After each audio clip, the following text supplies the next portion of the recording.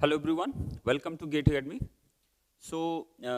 Up to now we have completed the power electronics subject and we have seen that, discussed everything, what are the possible approaches can be done to get a clear understanding of the power electronics subject. And hopefully you guys have enjoyed the lecture, and I would like to thank everyone that you guys have given a good appreciation of the lectures, and you guys have developed some basic knowledge of the power electronics subject, and definitely you are going to perform well in that subject. Okay, so in today's lecture we are going to discuss the new subject, that is the electrical machines. For electrical engineering students, this subject definitely really important subject for the electrical engineering students if you guys are preparing for the GATE examinations or ESC examinations. So ये subject का weightage जो है, that is really quite enough in the GATE examination. If I'm talking about the GATE, that means इस subject का जो knowledge है, that is really important. और वैसे भी if you are doing electrical engineering in your undergraduation or in your post graduation, definitely if you are an electrical engineer, you must be a very good knowledge of your electrical machines. This is the core subject of the electrical engineering. Okay, तो मैंने क्या देखा है कि electrical machines जब भी subject की बात की जाती है, बहुत सारे बच्चों को अलग अलग तरीके के डाउट्स क्रिएट होते हैं कि इलेक्ट्रिकल मशीन्स को कैसे हैंडल किया जाए, इलेक्ट्रिकल मशीन्स में चीज़ों को कैसे एनालाइज किया जाए, इलेक्ट्रिकल मशीन सब्जेक्ट को कैसे इजी बनाया जा सकता है. ठीक है, so that's why I have started this subject. और इस सब्जेक्ट को हम लोग एक प्रॉपर वे में लेके चलेंगे. ठीक है, जिसमें कि हम क्या करेंगे, जो हमारे क्वेश्चंस प्रीवियसली गेट में पूछे गए हैं उनके बेसिस पे कैसे आप इस सब्जेक्ट को आप लर्न कर सकते हो in a proper manner, in a lucid manner. आप इस सब्जेक्ट को बहुत ही आसानी से समझ सकते हो कि इस सब्जेक्ट को कितना आसान बनाया जा सकता है. कुछ इंपॉर्टेंट, जैसे मैंने जब पी भी आपको पढ़ाया तब भी आपको बताया कि किसी भी सब्जेक्ट को समझने के लिए, किसी भी सब्जेक्ट की अंडरस्टैंडिंग क्रिएट करने के लिए उसके बेसिक्स की बहुत रिक्वायरमेंट होती है. But what we guys do, ज्यादातर सब बच्चे क्या करते हैं, what they are doing, they just skip those section what are really important to understand this subject. Okay, like अगर मैं बात करता हूँ इलेक्ट्रिकल मशीन्स की, तो इसको कुछ 4 सेगमेंट्स में डिवाइड किया गया. One is that is transformer, one is DC machine, one is what synchronous machine, and next one is what induction machine. अब यहां बात आती है, फिर क्वेश्चन इस पे अराइज होता है कि अगर मैं गेट पॉइंट ऑफ व्यू बात करता हूं तो मेरे लिए कौन सा सेक्शन इज मोर इंपॉर्टेंट, कौन सा सेक्शन ज्यादा इंपॉर्टेंट है, कौन सा सेक्शन लेस इंपॉर्टेंट है. तो ऐसा कोई क्राइटेरिया डेवलप करना, I don't think so it's a good idea. क्योंकि अगर मैं देखता हूं, मैं लास्ट 10 इयर्स के क्वेश्चंस की बात करता हूं, तो मुझे नहीं लगता कि ऐसा कोई क्राइटेरिया डेवलप करना चाहिए. कुछ लोग बताते हैं कि इस पर्टिकुलर पोर्शन को आप ज्यादा फोकस करो, इस पर्टिकुलर पोर्शन को आप कम फोकस करो. ऐसा नहीं होना चाहिए. Why it is not so, इसलिए ऐसा नहीं होना चाहिए कि आप अगर 10 इयर्स के एनालिसिस करोगे तो मुझे नहीं लगता आप जितने चारों सेक्शंस हैं अप्रोक्सीमेटली सब में से approximately same amount of questions has been asked. तो इसलिए इस तरह पहले ये डिलेमा खत्म करना चाहिए आपको कि this transformer is really important, this DC is less important और this synchronous is least important. No, it's not so. ऐसा बिल्कुल भी नहीं है कि आप 4 सेक्शंस में किसी को बहुत ज्यादा प्रायोरिटी पर रखो या किसी को बहुत ही लेस प्रायोरिटी पर रखो. अगर आप प्रॉपरली गेट एग्जाम की प्रिपरेशन कर रहे हो, you must be very careful that you must be very good in these 4 sections if you are going to do electrical machines. तो मैंने इसीलिए इसका कोई इस तरीके क्राइटेरिया नहीं बताया कि ट्रांसफार्मर में 4 मार्क्स अगर आते हैं आपके, मैक्सिमम 4 मार्क्स अगर आते हैं, डीसी मशीन में 2 मार्क्स आएंगे या सिंक्रोनस कुछ ऐसा आएगा. मेरे हिसाब से इट्स माय ओपिनियन, इतने सालों में 4 to 5 इयर्स जो मेरा जजमेंट है, मेरा जजमेंट यही है कि आपके चारों ही सेक्शन जो हैं आपके रियली इंपॉर्टेंट, सबका लगभग इक्वल वेटेज है. आप किसी को स्किप करना, that is not a good idea. हाँ, इन पर्टिकुलर सेक्शन अगर मैं बात करता हूं ट्रांसफार्मर के विद इन क्या क्या इंपॉर्टेंट सेक्शन हो सकते हैं, तो वो हम डिसाइड कर सकते हैं कि this section is really important, this section is least important.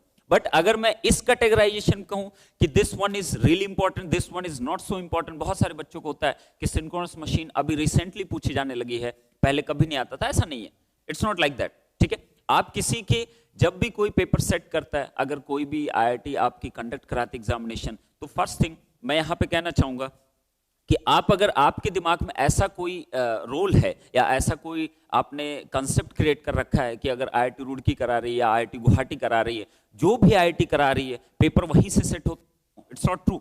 ऐसा बिल्कुल भी नहीं है कि जिस आईआईटी कंडक्ट कर रही है इस एग्जामिनेशन को दिस ईयर, वो ही आईआईटी इस पेपर को सेट करेगी, ऐसा बिल्कुल भी नहीं होता। जितने भी आपके पेपर सेट होते हैं वो सारे आईआईटीज का जॉइंट वेंचर होता है, आपके जितने भी प्रोफेसर्स वहां होते हैं सब के सब मिलकर इस पेपर को सेट करते हैं। तो वो डिपेंड करता है इंडिविजुअल पे।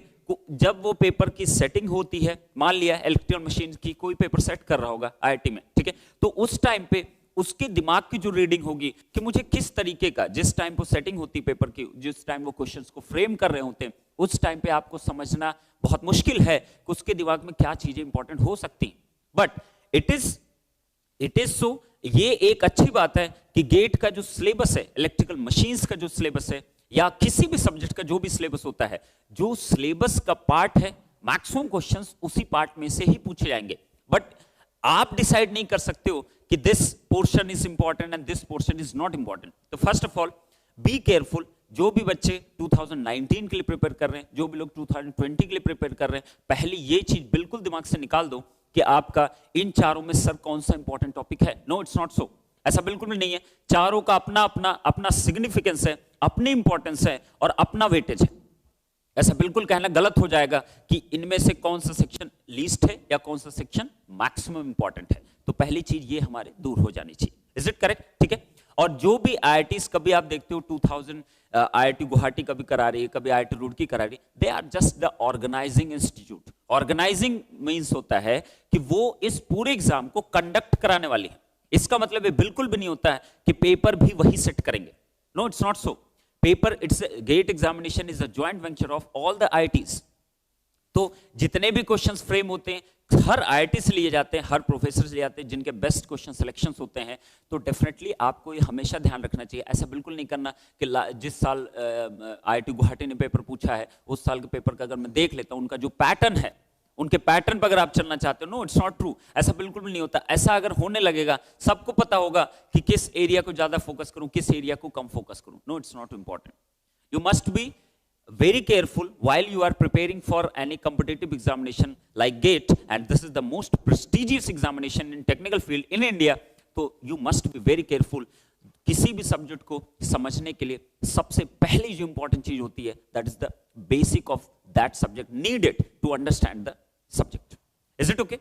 तो अगर मैं इलेक्ट्रिकल मशीन्स की बात करूं, इसीलिए मैंने यहां जो डिवीजन कर रखा है, that is for transformer, that is 4 marks। Approximately 15 to 16 marks की आपकी मशीन ऑन एन एवरेज पूछी जा सकती है। अब ये जरूरी नहीं कि हर साल 16 मार्क्स ही है, it may very from 10 to 16। But अगर मैं कहता हूं आप अपने दिमाग में लेके चलो, if you are preparing for that examination, आप अपने दिमाग में ले चलो कि दिस सब्जेक्ट की जो इंपॉर्टेंस होगी वो अप्रोक्सीमेटली 16 to 17 मार्क्स के अप्रोक्सीमेटली होती है। तो आप इस सब्जेक्ट को इस वे में लेके चल सकते हो।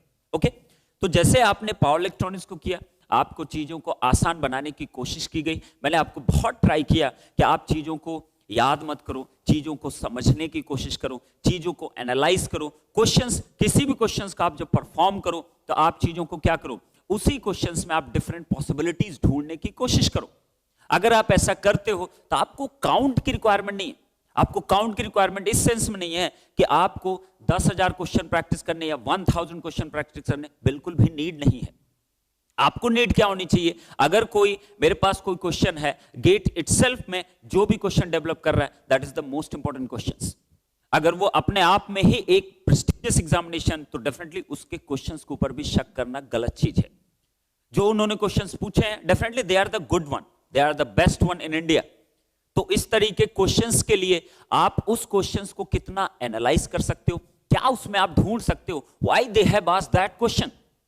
उस क्वेश्चन को उन्होंने अगर पूछा है तो नेक्स्ट ईयर उसमें क्या पॉसिबल केस क्रिएट हो सकते हैं कि इस तरीके क्वेश्चंस अगर पूछे जाएंगे तो आप उस पर कैसे आप अपने फोकस कर सकते हो, क्वेश्चंस को कैसे आप हैंडल कर सकते हो।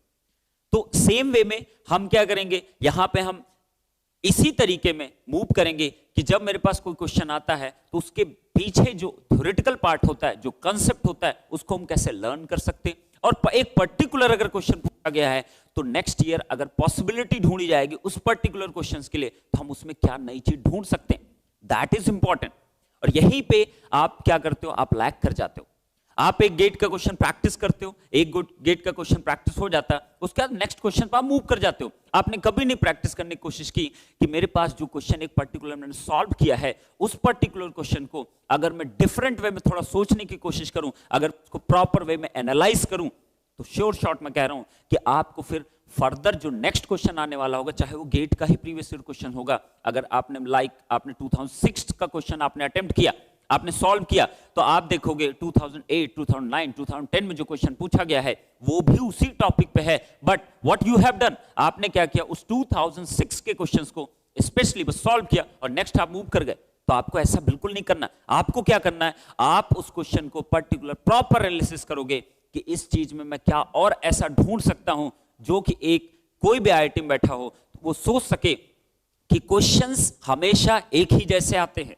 ऐसा बिल्कुल नहीं है। अगर आपके दिमाग में इस तरीके की चीजें हैं कि गेट में बहुत ही नए क्वेश्चंस फ्रेम हो जाते हैं, नहीं, वो होते हैं 2 to 5 क्वेश्चंस हमेशा कुछ डिफरेंट वे में पूछे जाते हैं, बट मैक्सिमम अगर मैं 90% पेपर की बात करूंगा तो क्वेश्चंस का जो लेवल होता है, क्वेश्चंस की जो पूछने की जो जिस तरीके क्वेश्चंस पूछे गए हैं प्रीवियसली, क्वेश्चंस उसी टाइप के पूछे गए।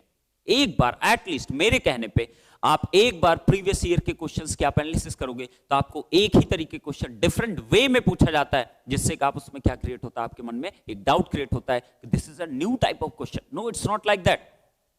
तो जब भी आप किसी सब्जेक्ट प्रिपेयर करो, आप हमेशा ध्यान रखो कि आपको जब भी क्वेश्चन में प्रैक्टिस करूंगा तो मैं उसमें कुछ एनालाइज करूंगा। आपको एक बेस्ट वे सिखाया गया था जब हम पावर इलेक्ट्रॉनिक्स डील कर रहे थे, आपको एक बेस्ट वे बताया गया था आप पॉसिबिलिटीज ढूंढ कैसे सकते हो। Try to think about that thing. आप ये नंबर ऑफ क्वेश्चंस पे भागने की कोशिश मत करो, एक क्वालिटी ऑफ क्वेश्चन सेलेक्ट करो, उस क्वालिटी ऑफ क्वेश्चन से आप different types of question develop करने की कोशिश करो। यही है गेट एग्जामिनेशन। अगर आप इस वे में लेके चलते हो, definitely you are going to do well in that examination. अगर आप इसमें थोड़ा सा लैग करते हो, आपको लगता है नहीं ऐसा नहीं होता है, आप गलत चीज कह रहे हो, नो इट्स नॉट राइट, ठीक है, गलत चीज नहीं है, इट्स डेफिनेटली राइट थिंग कि आप चीजों को इस वे में लेके चलो। Okay, is it clear?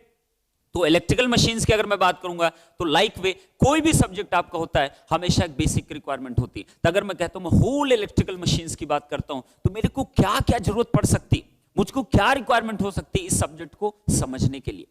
तो मैं क्या कह सकता हूं, जब भी कोई इलेक्ट्रिकल मशीन्स की बात करता है, transformer, DC machine, synchronous machine, induction machine, single phase, 3 phase, whatever machine has been asked, आपको हमेशा सबसे इंपॉर्टेंट क्या चीज चाहिए होता है, हमेशा बात की जाती है इंड्यूस वोल्टेज की। तो मुझे पता होना चाहिए what is the basic behind the induce voltage. चाहे मैं ट्रांसफार्मर कहूं, प्राइमरी सेकेंडरी क्या होता है, इंड्यूस वोल्टेज अवेलेबल होता है। आप डीसी मशीन में आते हो, आप बैक ईएमएफ मोटर में कहते हो, आप जनरेटिंग ईएमएफ कहते हो इन case of generator. Similarly synchronous machine में आप कहते हो, उसमें भी एक ईएमएफ इक्वेशन आपका डेवलप होता है। आप इंडक्शन मशीन में आते हो, उसमें भी ईएमएफ इक्वेशन डेवलप होता है। तो अगर जस्ट पॉइंट में आप कहना चाहते हो तो आप बताओ, कंक्लूड करोगे आप, कभी भी आप ट्राई कर लेना इस कंक्लूजन को, जितनी भी मशीन्स हैं, whether it is transformer, whether it is DC, whether it is synchronous, whether it is induction machine, always the EMF equation will remain same. अब तुरंत क्वेश्चन आपके दिमाग में आएगा कि हमने जो EMF इक्वेशन जनरली पढ़ा है वो इक्वेशन आप लिखते हो 4.44 F phi into N। आप ऐसा पढ़ते हो, this is the RMS value of the induce voltage, ठीक है। तो 4.44 F into phi into what? N is the number of turns। अब आप कहोगे sir it is a DC machine, but what I am telling here that is the AC voltage, that is ERMS, induced voltage का RMS value, that is 4.44 into F into phi into what, that is the N। तो आप कहोगे DC machine है इसलिए तो DC quantity है। How you are saying this thing? आप कह रहे हो कि ये DC मशीन है तो ये चीज आप कैसे कह सकते हो कि उसके अंदर फ्रीक्वेंसी है? No, it's not true। जितने भी EMF की यहां बातें की जाती हैं, जितने भी EMF बातें की जाती है, EMF is always AC quantity. आप डीसी मशीन में क्या करते हो, आर्मेचर में जो ईएमएफ डेवलप होता है दैट इज ऑलवेज एसी, आप उसको फिर किस में कन्वर्ट करते हो, you are converting that EMF into what, DC. तो जो डीसी ईएमएफ आप पा जाते हो जिसको आप कहते हो K phi omega, K phi omega जो होता है आपका induced EMF in case of DC machine, that is always equivalent to that AC EMF. कौन सी एसी ईएमएफ के इक्विवेलेंट होता है, that is 4.44 F into phi into what, number of turns. Clear हो इतनी बात? तो आप थोड़ा सा जनरलाइज करने की कोशिश करो, आपको कभी चीजें रिमेंबर करने की रिक्वायरमेंट नहीं पड़ेगी। जितना रिक्वायर्ड है उतनी चीजों को आप माइंड में सेट रखो कि इतनी चीजें रिक्वायर्ड है इस सब्जेक्ट को समझने के लिए। Is it okay? तो मैं क्या कह रहा हूं कि चाहे कोई सी मशीन हो, चाहे इंडक्शन हो, सिंक्रोनस हो, ट्रांसफार्मर, डीसी मशीन हो, हर मशीन के लिए जो इंड्यूस वोल्टेज का इक्वेशन आता है that is always same, that is the 4.44 F into phi into what? Number of turns. अब वो डिपेंडेंसी होती है कि आप किस तरह की मशीन यूज कर रहे हैं। If you are using a DC machine that means you need a DC voltage. If you need a DC voltage what you have to do, that AC EMF developed in the armature must be converted into what? Into DC equivalent, and that is done by what? That is a commutator. Is it correct? तो जितने भी rotating machines होंगे, कुछ static machines होते हैं, कुछ rotating machines होते हैं। अगर मैं रोटेटिंग मशीन्स की बात करूं जिसमें कुछ रोटेशन पार्ट अवेलेबल होता है, मैकेनिकल क्वांटिटी जिसमें अवेलेबल है, that is known as the rotating machine, like DC, synchronous and what? Induction machine. These are the rotating machines. तो जितने भी रोटेटिंग मशीन्स होते हैं सबके आर्मेचर में जहां वोल्टेज डेवलप होना है वो हमेशा कैसा होता है? आपका AC, and that is always equivalent to 4.44 F into phi into what? Number of turns. Is it correct? But if you are talking about static machine, that is always, उसमें भी आपका जो इंड्यूस वोल्टेज आएगा, windings में जो induce voltage आता है that is always equivalent to 4.44 F into phi into N, like transformer is what? That is a static machine. Okay? तो ये सारे थोड़े से कंक्लूजन पॉइंट्स आपको हमेशा दिमाग में रहने चाहिए। कुछ इस तरीके की चीजें आएंगी, इससे क्या हो जाएगा, चीजों को एक प्रॉपर वे में आप एनालाइज कर पाओगे, आपको कभी भी इतना ज्यादा सोचने की रिक्वायरमेंट नहीं पड़ेगी। करेक्ट? ठीक है। अब फिर तुरंत डाउट आएगा, सर ट्रांसफार्मर है, ट्रांसफार्मर का मशीन कैसे करो? नो, फर्स्ट ऑफ ऑल इस तरीके की चीजें आप बिल्कुल भी दिमाग से निकाल दो कि transformer is not a machine. Is it correct? ठीक है। मशीन, इलेक्ट्रिकल मशीन्स की जो डेफिनेशन जो डिफाइन की गई that is the electromechanical conversion. आप इलेक्ट्रिकल क्वांटिटी को मैकेनिकल में कन्वर्ट करो या मैकेनिकल क्वांटिटी किस में कन्वर्ट करो? In electrical quantity. That means you are calling it as electrical machine. What is this one? जितनी भी इलेक्ट्रिकल मशीन्स के कैटेगराइज किए गए, if it is not a machine then why it is in the syllabus of electrical machine? It's not true. तो ऐसी चीजें कहना आप बंद कर दो कि it is not a machine. It's a machine. It's a machine. आपका DC machine, synchronous machine, induction machine, these are the rotating machine. These are the electromechanical conversion devices. But what is this one? This is static machine.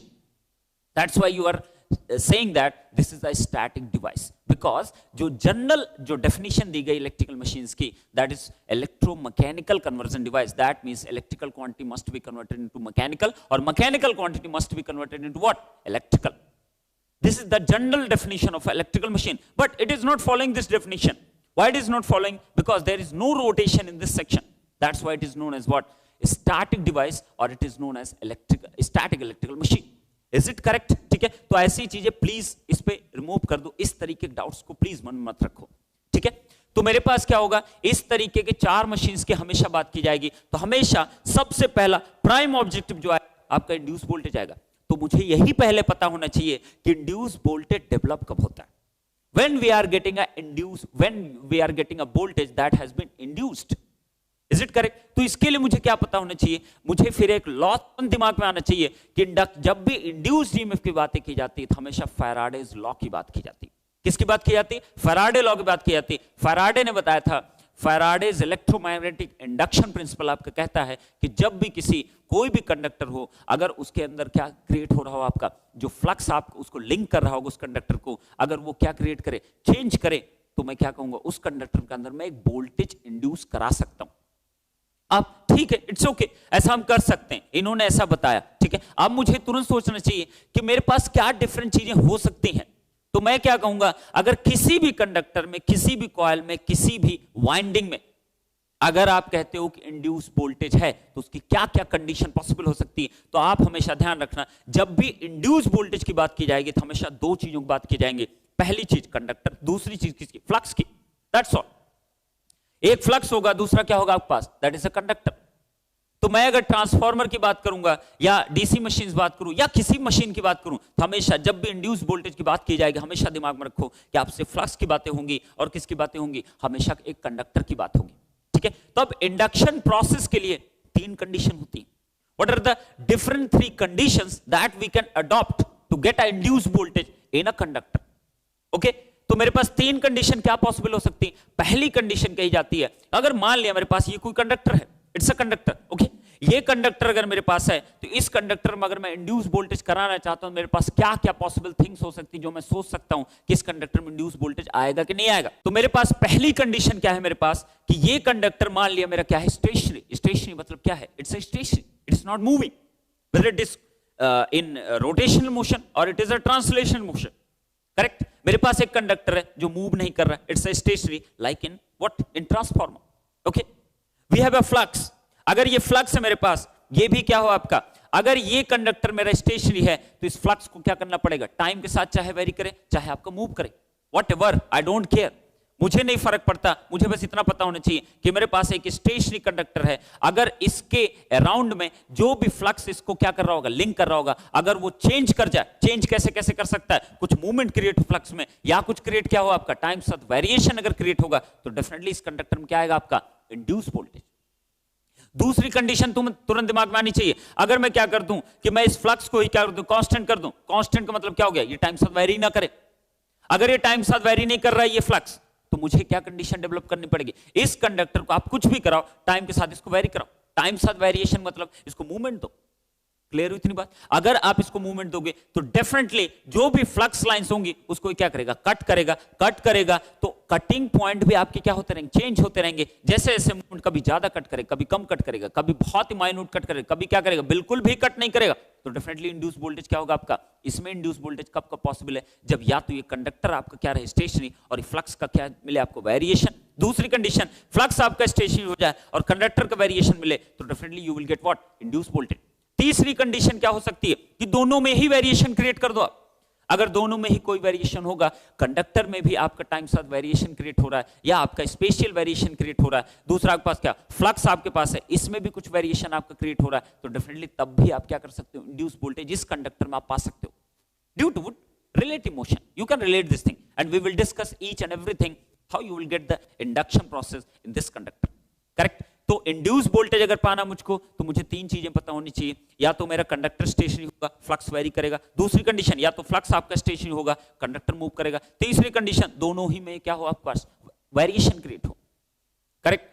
तो ये तीनों condition क्या हो गई, Faraday law इन्हीं तीनों condition workout करता है। अगर ऐसा है तो डेफिनेटली कंडक्टर में क्या होगा, हमेशा इंड्यूस वोल्टेज होगा, and that induce voltage is always proportional what, rate of change of the what, flux linkage.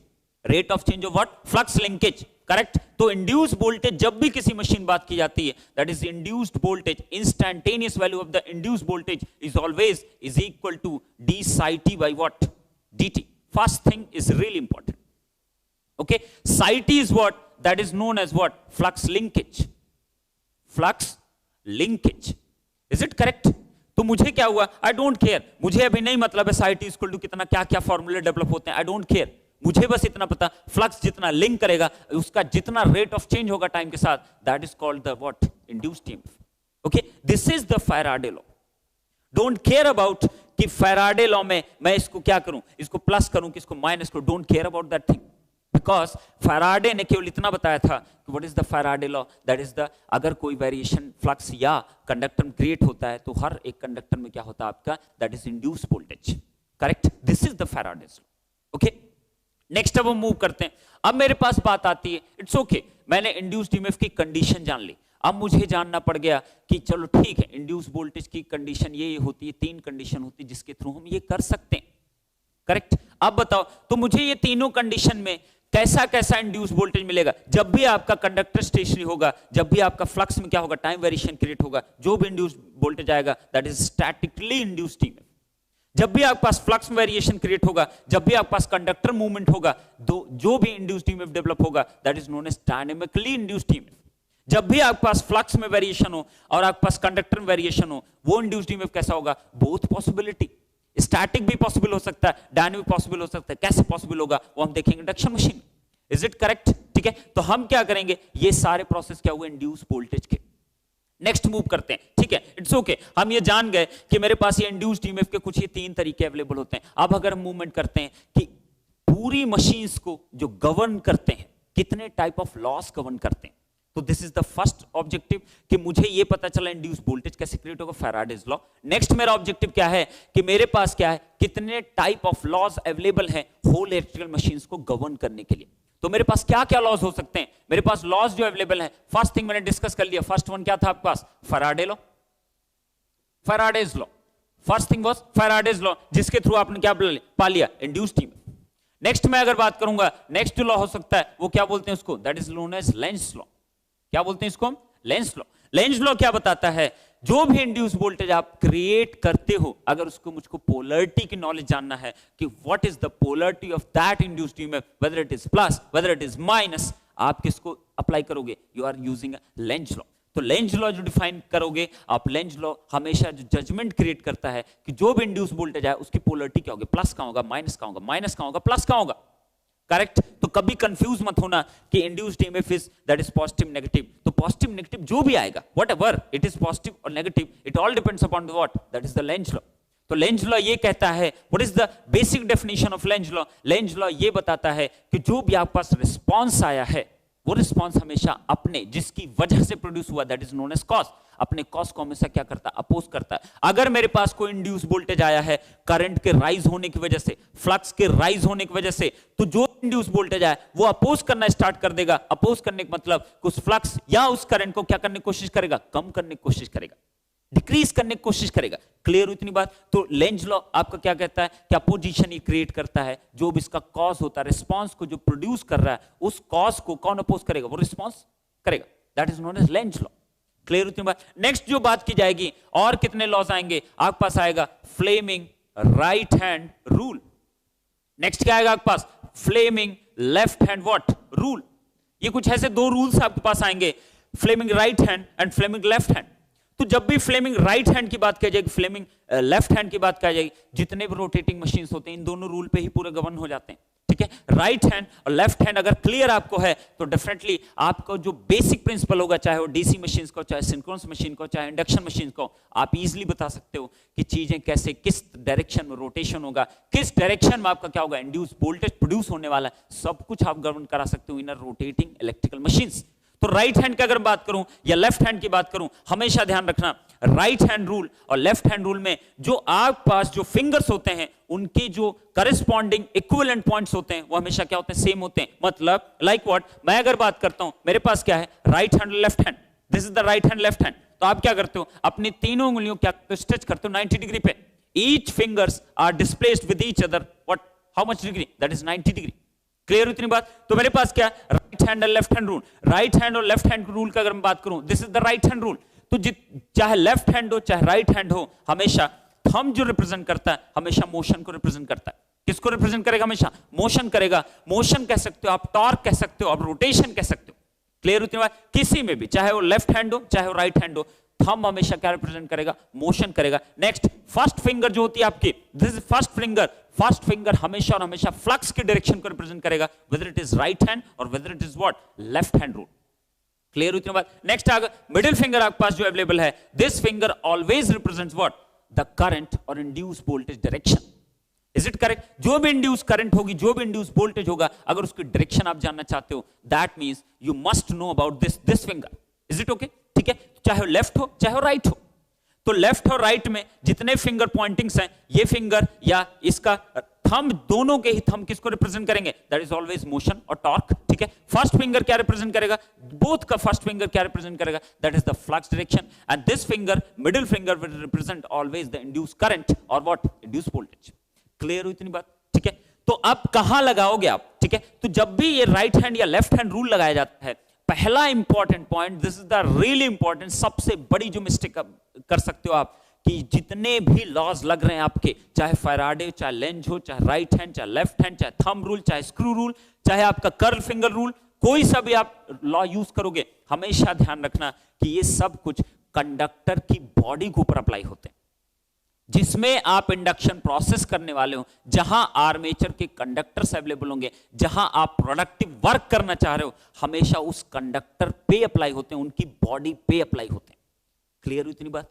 Clear हुई इतनी बात कि आप हमेशा जितने भी लॉज आप लगाओगे, सारे लॉ हमेशा कंडक्टर की बॉडी पे होते हैं, ना कि किसी और सरफेस पे। हमेशा कंडक्टर बॉडी पे आप लगाते हो। क्लियर हुई इतनी बात? ठीक है, तो right hand left hand rule जब भी आप अप्लाई करोगे हमेशा ध्यान रखना कि सारे फिंगर के पॉइंटिंग हमेशा क्या होते हैं, सेम होते हैं। तो आप बताओ राइट हैंड रूल में जब भी ये दो रूल लगेंगे हमेशा एक क्वांटिटी क्या होगी, अननोन होगी, दो क्वांटिटी आपको क्या होगी, हमेशा पता होगी।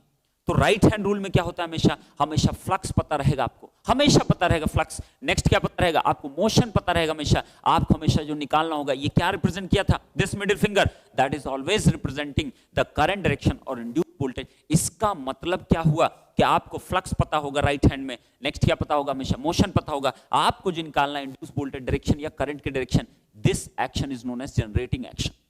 तो जितने भी जनरेटर्स होते हैं उसमें कौन सा रूल आप लगाते हो, हमेशा राइट हैंड रूल। ठीक है, लेफ्ट हैंड रूल कहां लगता है, आपको हमेशा क्या पता होगा, आपको हमेशा फ्लक्स की डायरेक्शन पता होगा, वोल्टेज पता होगा, आपको क्या निकालना होगा, मोशन निकालना होगा कंडक्टर का। तो मोशन कहां हमेशा होता है, मोशन हमेशा ये थंब रिप्रेजेंट करता है। तो ये लेफ्ट हैंड रूल हमेशा मोटरिंग एक्शन में यूज होता है, राइट हैंड रूल हमेशा क्या यूज होता है आपका, that is in the generating action. अब ये भी कोई फिक्स्ड रूल नहीं है, ये भी कोई फिक्स्ड रूल नहीं है कि आप इसको ऐसे ऐसे ही लगाओगे। अगर मैं इंडक्शन मशीन बात करूं, मैं दोनों रूल यूज कर सकता हूं वहां पे, मैं राइट हैंड भी यूज करूंगा, मैं लेफ्ट हैंड भी यूज करूंगा।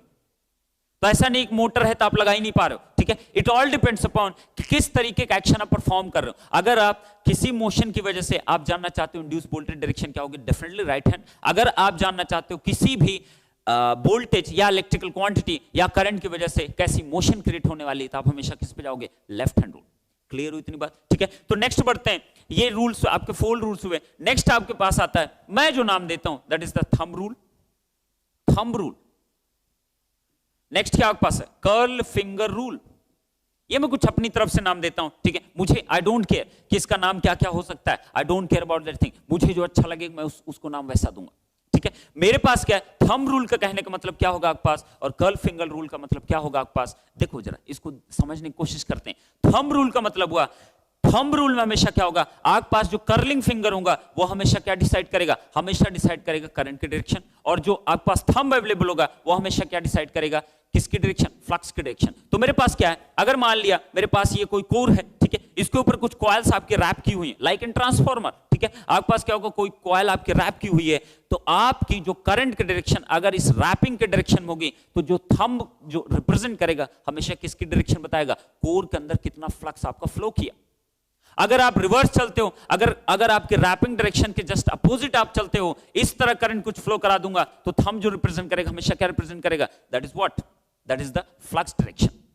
Is it correct? नेक्स्ट आ जाओ जरा, मैं कर्ल फिंगर रूल किसको कह रहा हूं, कर्ल फिंगर रूल का मतलब क्या हो गया कि अगर मेरे पास कोई फ्लक्स डायरेक्शन हमेशा पता हो, अगर फ्लक्स की डायरेक्शन पता हो तो मैं बता सकता हूं, सॉरी, अगर मुझको किसकी डायरेक्शन पता हो, करंट की डायरेक्शन पता हो, तो मैं बता सकता हूं फ्लक्स की डायरेक्शन पता होगी, तो आप तुरंत क्या लगाते हो, अगर मेरा ये क्या डिसाइड करता है, ये डिसाइड कर रहा है मेरे को कि ये डायरेक्शन किसकी है, फ्लक्स की direction, sorry this direction is what, that is the current direction, तो आप बताओ कर्लिंग फिंगर क्या डिसाइड करेगा, that is your flux direction. तो डिफरेंट डिफरेंट एप्लीकेशंस हैं, हम इसको कैसे यूज कर सकते हैं, तो इतने ही टाइप के रूल आप यूज करने वाले हो।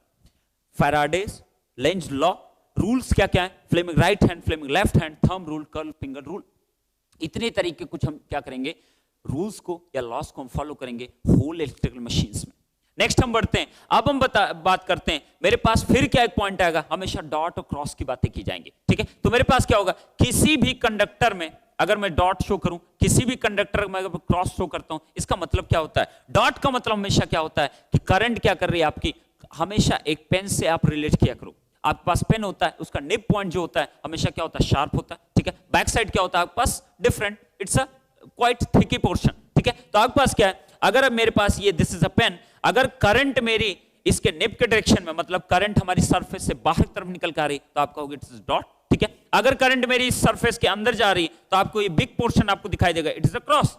Is it correct? ठीक है, तो मैं तुरंत क्या लगाऊंगा, मैं तुरंत इसमें यूज करने वाला कर्ल फिंगर रूल, तो मैं क्या कहूंगा कि मेरे पास ये करंट की डायरेक्शन है और मेरे पास क्या फ्लक्स की डायरेक्शन मेरी कर्लिंग फिंगर बताएगी राइट हैंड की। तो आप बताओ मुझको, अगर करंट मेरी क्या कर रही है, ये अंदर जा रही कि बाहर आ रही सरफेस से, करंट मेरी बाहर आ रही सरफेस से, तो जो फ्लक्स की डायरेक्शन होगी वो कैसी होगी आपके पास, क्लॉकवाइज कि anti clockwise, it is anti clockwise. तो मैं कहूंगा इसके अराउंड जो फ्लक्स क्रिएट होगा that is in this direction.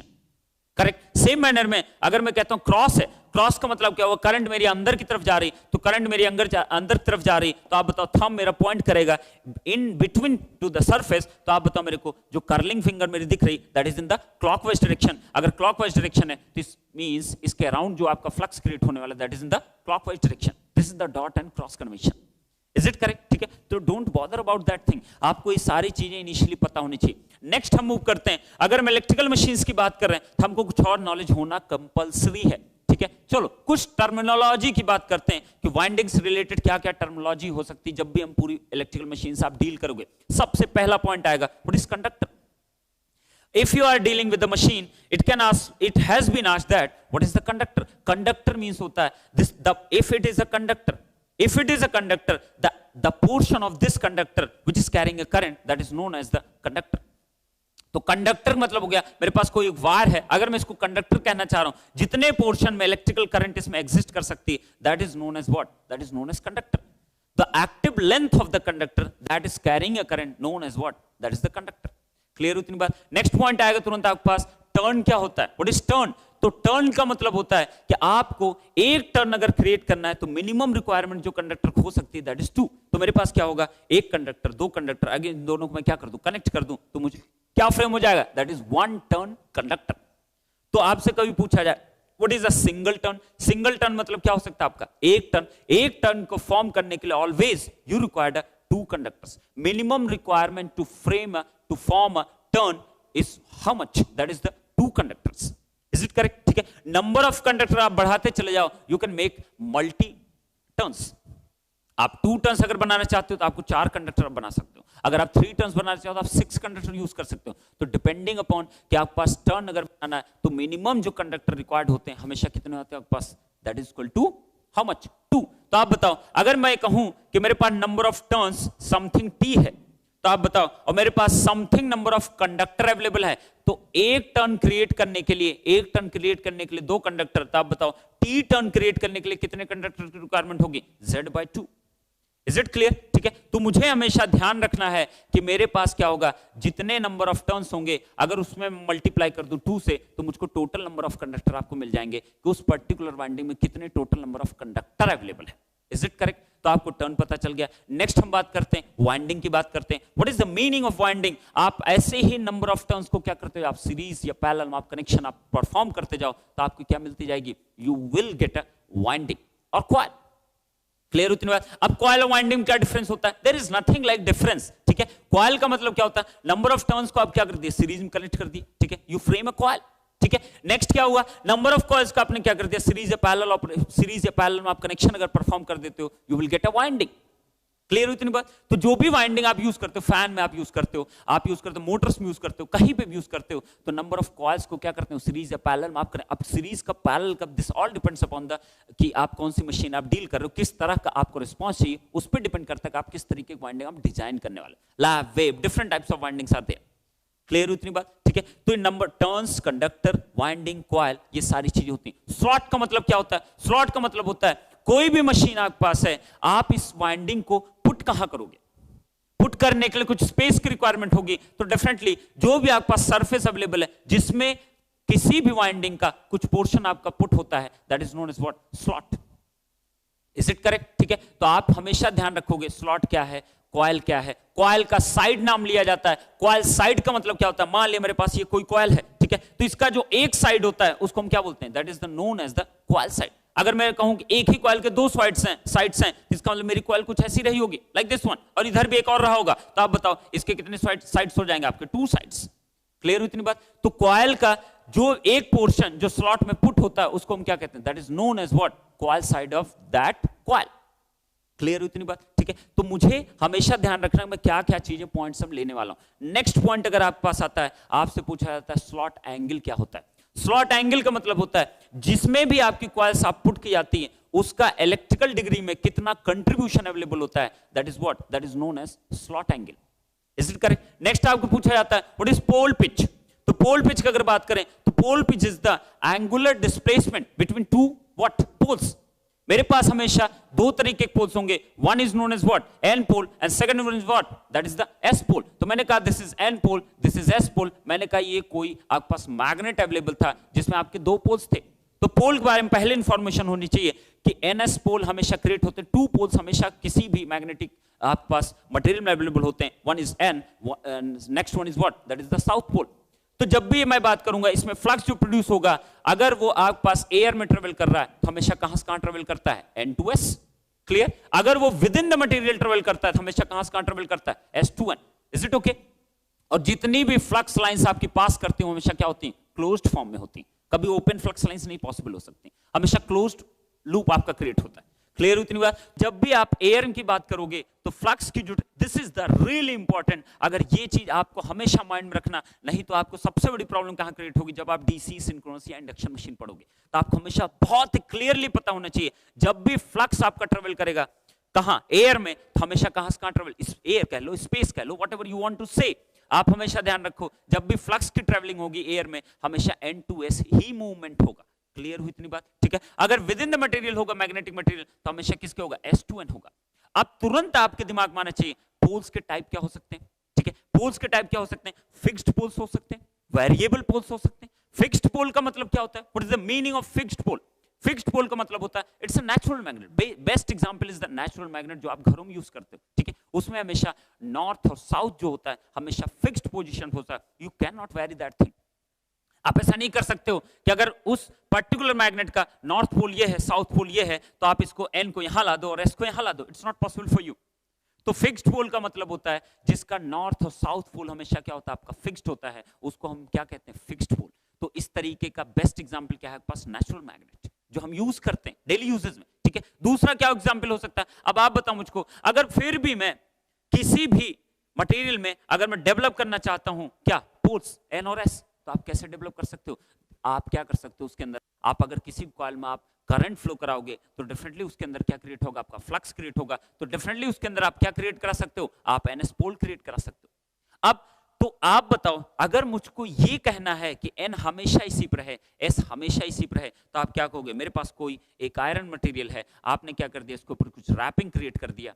Is it correct? ठीक है, अब आप बताओ मुझको, अगर मैं कहूं मेरी करंट ऐसे फ्लो कर रही है लाइक दिस वन, ठीक है, अगर करंट ऐसी फ्लो कर रही है तो आप बताओ मेरे पास कुछ रूल्स अवेलेबल हैं, right hand, left hand, thumb rule, तो आपके पास सब कुछ अवेलेबल। मैंने आपको बताया था अगर आपको करंट की डायरेक्शन आपको पता है तो this is the curling finger, तो कर्लिंग फिंगर आपके पास अवेलेबल है। रैपिंग किधर से, ऊपर से है, तो रैपिंग आपने ऐसे किया हुआ था और करंट भी ऐसे ही फ्लो कर रही, तो फ्लक्स की डायरेक्शन आपको किधर मिल रही है, it is from right to what, left. तो आप बताओ करंट अगर इस तरफ फ्लो कर रही है तो फ्लक्स ऐसे कुछ फ्लो कर रहा है, करेक्ट? ठीक है, तो मैंने कह दिया, मान लिया दिस इज डीसी करंट, क्या नाम दे दिया इसको, डीसी करंट। अगर ये डीसी करंट है तो आप ही बताओ जो भी फ्लक्स प्रोड्यूस हो रहा वो भी डीसी ही प्रोड्यूस होगा ना, इज इट करेक्ट? तो फ्लक्स आपके पास क्या होगा, अगर आप कांस्टेंट फ्लक्स चाह रहे हो तो constant flux can be produced with what, DC supply. और इस तरीके से अगर आप कर रहे हो तो आप बताओ, मैंने अभी बताया था फ्लक्स लाइंस का जो मूवमेंट होता है हमेशा एयर में, जो मूवमेंट होता है हमेशा एन टू एस जाता है और विद इन द मटेरियल। तो आप बताओ अगर इस तरीके फ्लो कर रहा है विद इन द मटेरियल तो आप बताओ यहां क्या होगा, एस, और यहां क्या होगा, एन।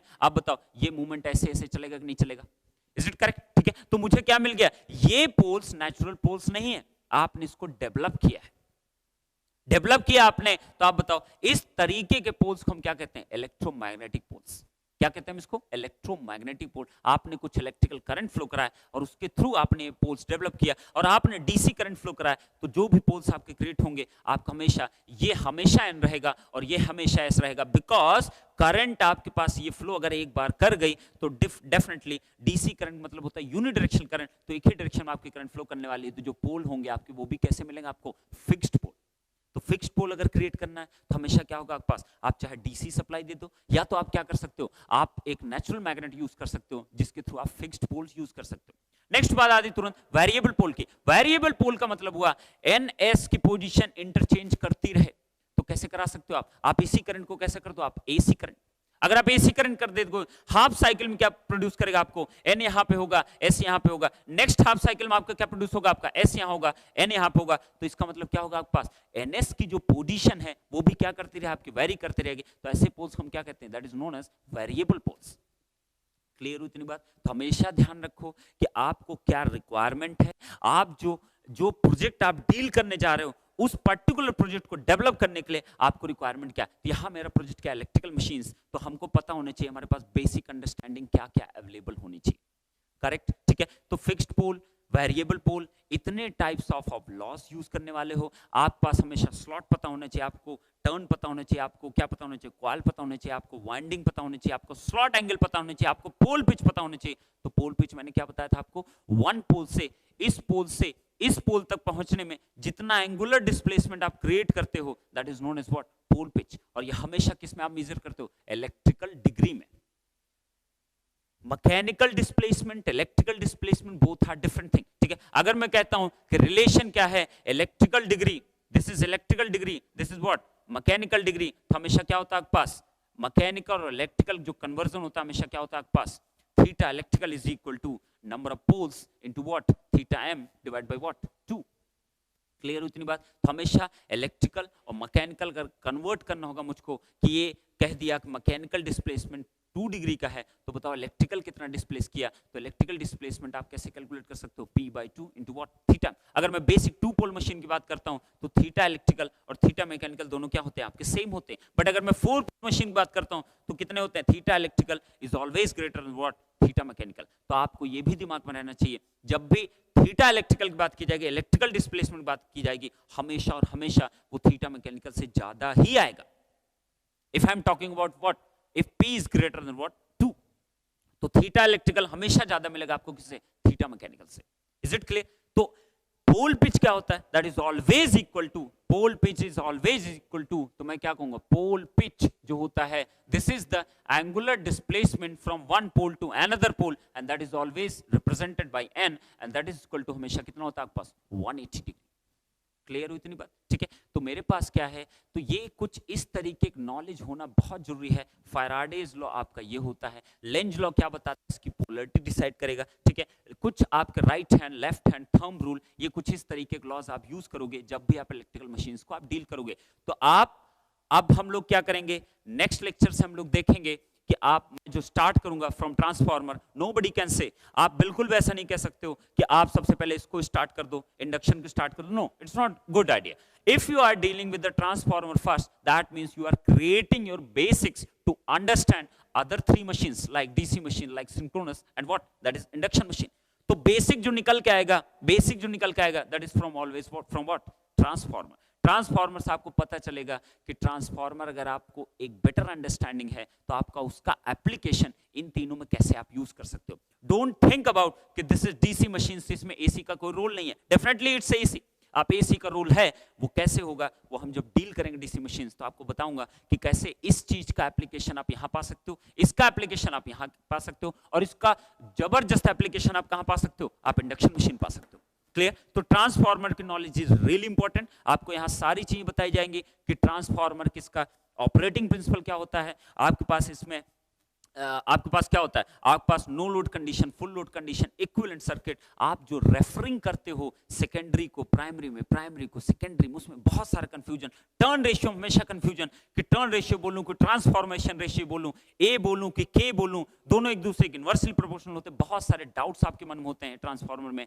फिर जो इंड्यूस्ड ईएमएफ होता है वो हमेशा E इक्वल टू, मैं प्लस ND5/dt लूं कि माइनस ND5/dt लूं, तो ऐसा सारे डाउट्स को आपको क्लियर होना चाहिए, आपको पता होना चाहिए कि मुझे क्या करना है, ठीक है। फिर आप उसमें रेगुलेशन पढ़ोगे, आप उसमें open circuit, short circuit test पढ़ोगे, डिफरेंट टाइप्स ऑफ लॉसेज आप पढ़ोगे। तो इतना सारी इंफॉर्मेशन हम लोग नेक्स्ट लेक्चर में सब कुछ डिस्कस करेंगे यूजिंग व्हाट। मैं क्या करूंगा, इस पूरे ट्रांसफार्मर को आपको मैं सिखाऊंगा कि आपके पास एक पर्टिकुलर क्वेश्चन, उससे भी कैसे कंसेप्ट को आप डील कर सकते हो, आप कंसेप्ट को कैसे समझ सकते हो। If you have a particular segment of a question, अगर एक क्वेश्चन को मैं ले लेता हूं, उसके थ्रू मैं कैसे चीजों को मैं एनालाइज कर पाऊंगा, और उसके बिहाइंड जो कंसेप्ट यूज हो रहा होगा उसको मैं कैसे डील करने वाला हूं।